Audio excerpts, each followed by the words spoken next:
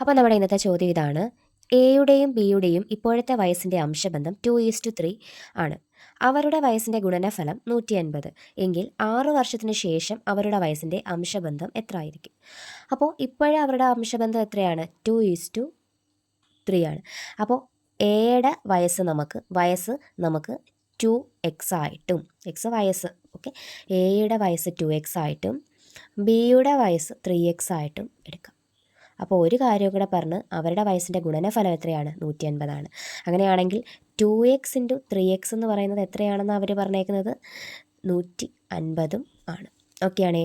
ഇനി 2x into 3x എന്ന് പറഞ്ഞാൽ എത്രയാണ്?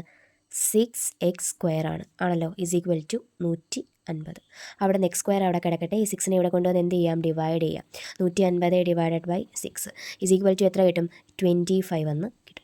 അവിടെ നിന്ന് x² ആണ് 25. അപ്പോൾ x എന്ന് പറയുന്നത് √25, അതായത് എത്ര എന്ന് കിട്ടും? 5 എന്ന് കിട്ടും. അപ്പോൾ എക്സിൻ്റെ വാല്യൂ കിട്ടി എത്ര? 5.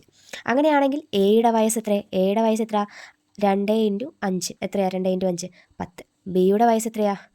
3 ഇൻറ്റു 5 15 ആണല്ലോ. അങ്ങനെയാണെങ്കിൽ ഇതൊന്നുമല്ല നമ്മുടെ ക്വസ്റ്റ്യൻ. 6 വർഷത്തിന് ശേഷം അവരുടെ വയസ്സിൻ്റെ അംശബന്ധം എത്രയായിരിക്കും എന്ന്.